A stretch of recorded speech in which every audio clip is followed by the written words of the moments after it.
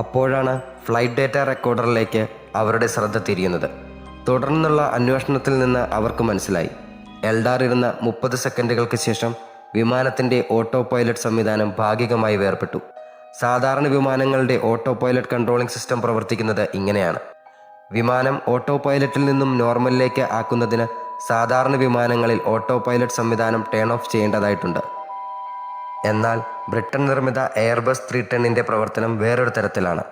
ഈ വിമാനങ്ങൾ auto pilot സംവിധാനത്തിൽ തുടരുമ്പോൾ കോക്പിറ്റുകളിലെ ജോയ്സ്റ്റിക്കുകൾ ഒരു പരിധിയിൽ കൂടുതൽ തിരിക്കുകയോ ഇളക്കം തട്ടുകയോ ചെയ്താൽ വിമാനത്തിലെ ഓട്ടോ പൈലറ്റ് സിസ്റ്റം ഭാഗികമായി ടേൺ ഓഫ് ആകുന്ന ഒരു രീതിയുണ്ട്. ഈ ഓട്ടോ പൈലറ്റ് സിസ്റ്റം ഓഫാകുമ്പോൾ സാധാരണ വിമാനങ്ങളിൽ നിന്നും വ്യത്യസ്തമായി ഇതിന് അലാം ലഭിക്കുന്നതിന് പകരം ഒരു വാർണിംഗ് ലൈറ്റ് മാത്രമേ കത്തുകയുള്ളൂ. പൈലറ്റുമാർക്ക് വേണ്ടത്ര പരിശീലനം ലഭിക്കാതിരുന്നതിനാൽ അവർ ഇതിനെക്കുറിച്ച് ബോധവാന്മാരായിരുന്നില്ല. അങ്ങനെ വിമാനം തകർന്നു.